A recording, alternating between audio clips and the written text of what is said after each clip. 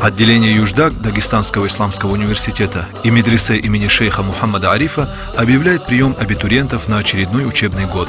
Обучение предназначено для получения целостных знаний о религии и подготовки служителей культа исламского вероисповедания со средним и высшим профессиональным религиозным образованием.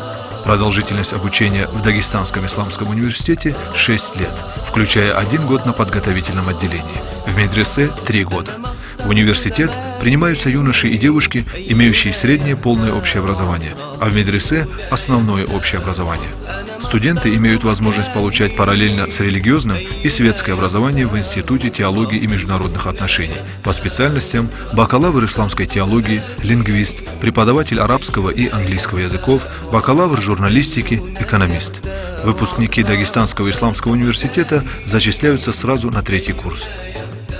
Созданы прекрасные условия для учебы, проживания и общего развития студентов.